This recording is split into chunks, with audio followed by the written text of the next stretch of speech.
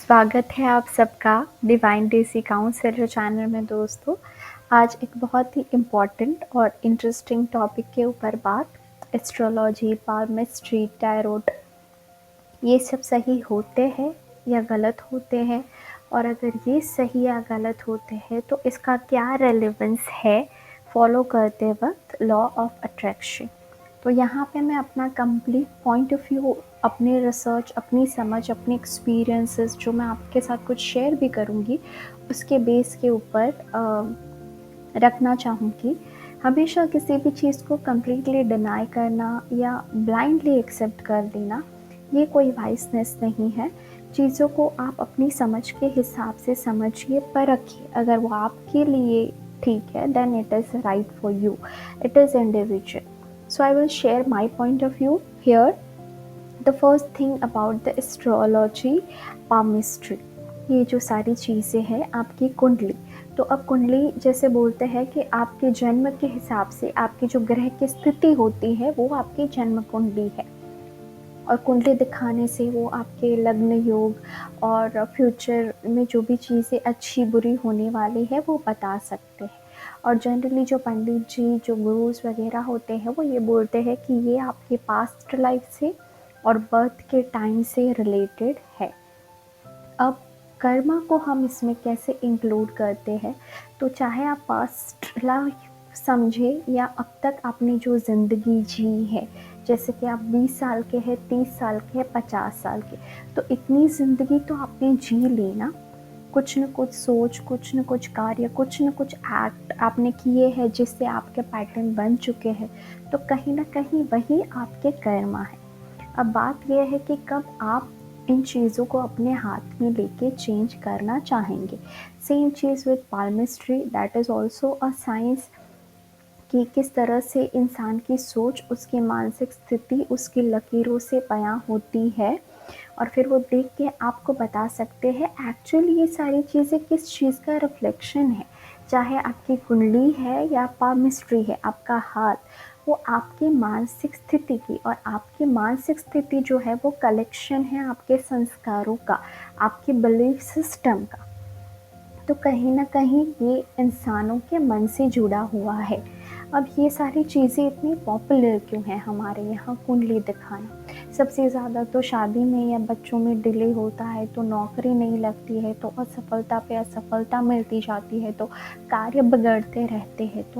तो हमारे यहाँ एक कॉमन चीज़ जो मैंने खुद भी देखी है, क्योंकि मैं एलओए भी समझाती हूँ और टैरो भी करती हूँ, तो इंसान जो है ना वो बहुत ही एक तरह से मैं बोलूँ बहुत ही स्टूपिड भी है, और बहुत ही इमीडिएट रिजल्ट चाहने वाला एक क्रीचर है।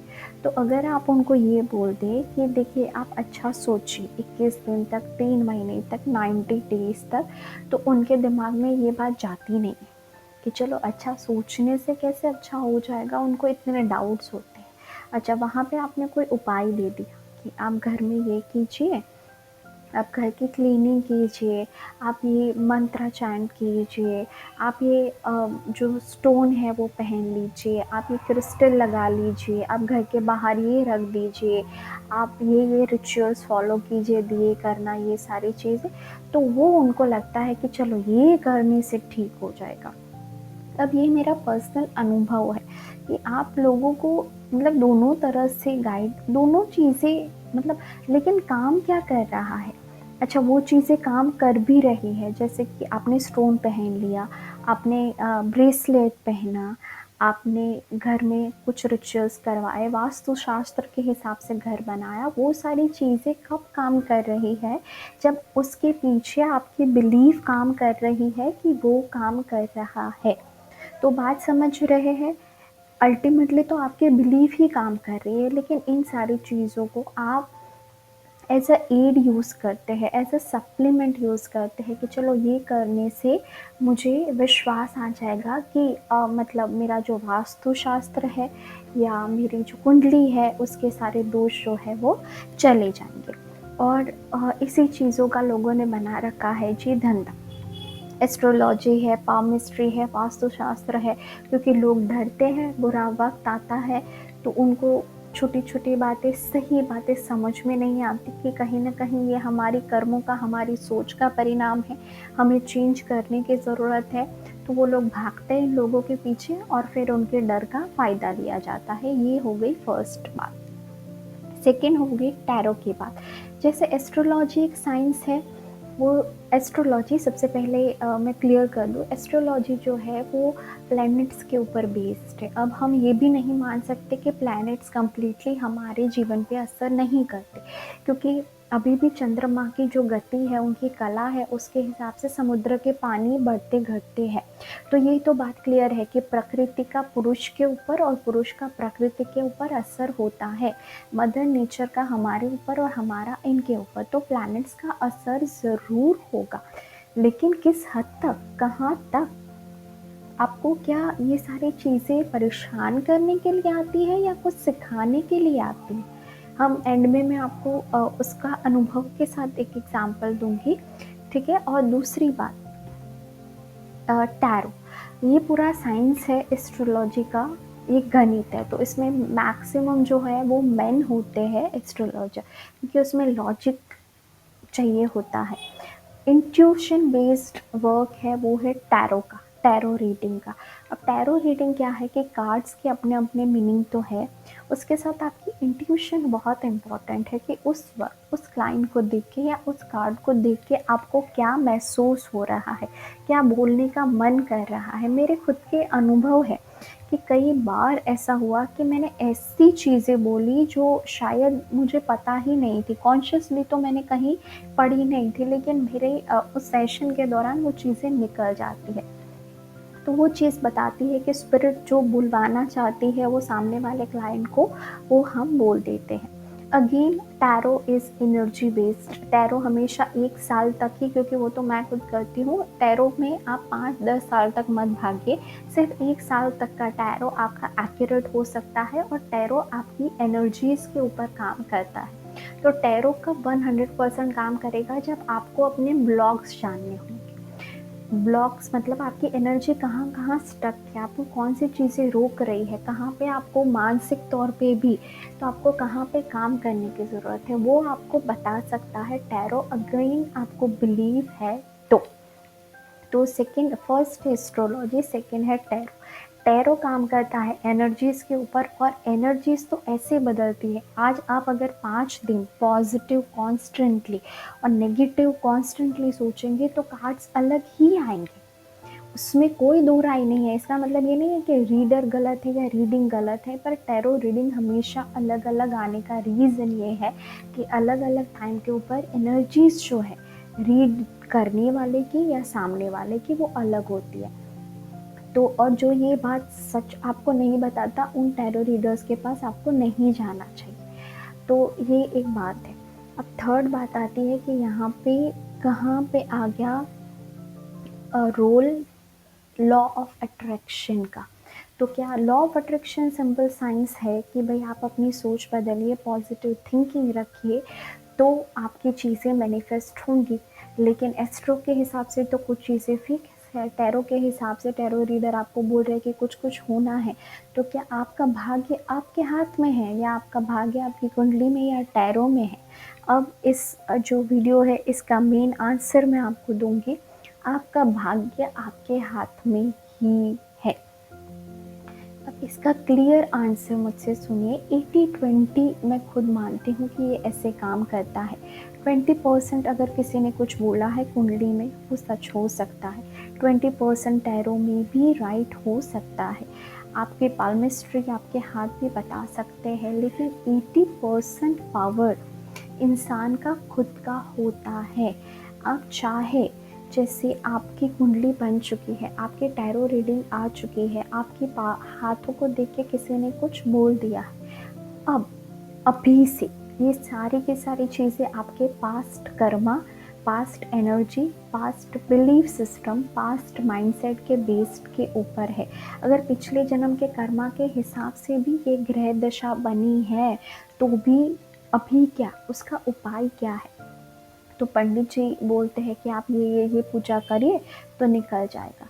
इससे अच्छा मुझे ये लगता है कि सबसे पहले आप मानसिक तौर पे अपने आप को 100% पॉजिटिव बनाने के ऊपर काम कीजिए, उसकी ज़िम्मेदारी लीजिए। ये डर को छोड़ दीजिए कि ये होगा तो क्या होगा, अगर वो लिखा है तो वो हो जाएगा, लेकिन क्या हम उसके इफ़ेक्ट को कम कर सकते हैं?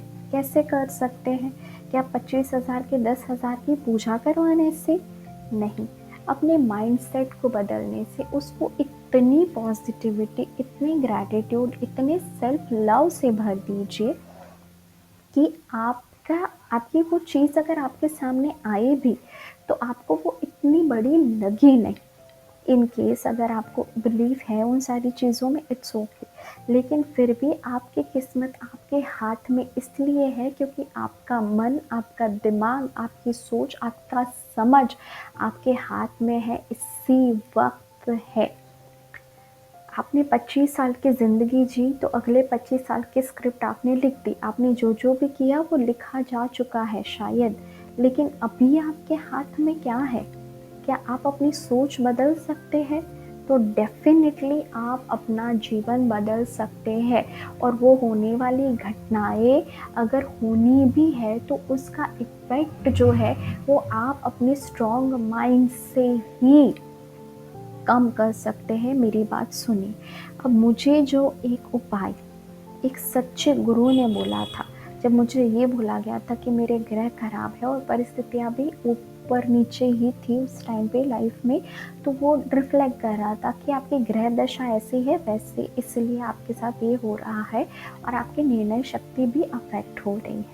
तो मैंने उनको ये बहुत वैलिड क्वेश्चन उस टाइम पे किया था कि क्या ये महंगे महंगे पूजा करवाने से ही ये सारी चीज़ें कम होंगी?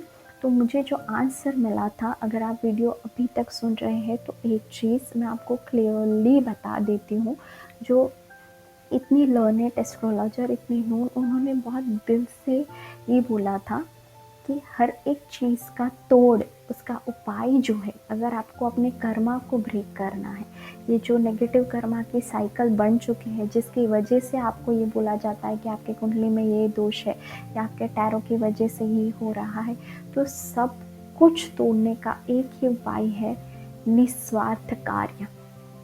कुछ ऐसे कार्यों के अंदर अपनी एनर्जीज को लगाना, अपनी समझ को लगाना, अपने पैसों को लगाना जिसमें आपका कोई स्वार्थ जुड़ा हुआ नहीं है, चाहे वो 2 रुपये का हो, 200 रुपये का हो या 2000 रुपये का हो या 2 लाख का हो।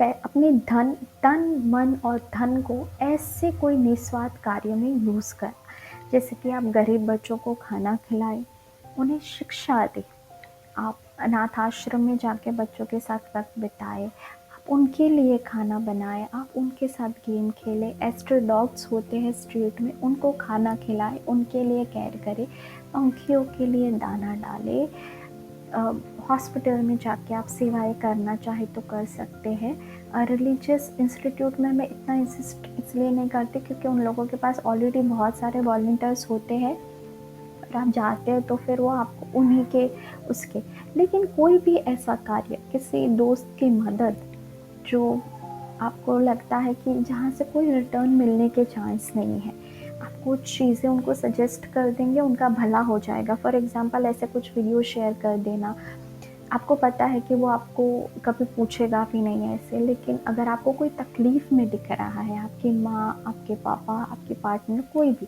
तो उनको कुछ ऐसी चीज़ें करके देना जहाँ पे आपकी कोई उम्मीद जुड़ी हुई नहीं। ये सारे के सारे निस्वार्थ कार्य जब आप कॉन्स्टेंटली करते हैं और अपना माइंडसेट पॉजिटिव रखते हैं, 2 चीज़ें, तब आपके जो कर्मों का भार है वो आप डेफिनेटली कम करते हैं। और ग्रहों का इफ़ेक्ट अगर वो गलत होना होता है तो वो सिर्फ 20 से 10% हो जाता है, 80% आपका जीवन जैसे हल्का सा झटका लगता है, लेकिन जीवन चलता ही रहता है। तो ये बात है, और अगर आपको सही लगी तो इट्स अप टू यू, नहीं लगी तो it's also up to you. आपको जो मानना है आप मान सकते हैं, लेकिन ये मेरी खुद की समझ है जो मुझे बोला गया, और मैंने अपने जीवन में यही चीज़ें कंटिन्यू की। कि चलो कहीं न कहीं परिस्थितियाँ अगर गलत हो रही है तो हम सबका मन ऐसा है कि सोचने लगते हैं कि क्या होगा। मुझे वो बात याद आती है कि मुझे बहुत सारे ऐसे निस्वार्थ कार्य करने हैं, मुझे ऐसे करने हैं and I indulge my energy into that, और धीरे-धीरे मेरा मन, मेरी एनर्जी उन क्रिएटिव चीज़ों में चली जाती है, मेरा ध्यान यहाँ से हट जाता है और परिस्थितियाँ अपने आप ही ठीक हो जाती हैं। और लॉ ऑफ अट्रैक्शन का साइंस ही ये है कि आपका माइंडसेट स्ट्रांग हो, पॉजिटिव हो, आपके बिलीफ, थॉट प्रोसेस स्ट्रांग हो, तो आप हर परिस्थितियों को हंसते हंसते पार कर सकते हो और जीवन में चीज़ें मैनिफेस्ट कर सकते हो। होप आपको मैं कुछ कंट्रीब्यूट कर पाई हूँ। मिलेंगे किसी और वीडियो के साथ। Thank you so much.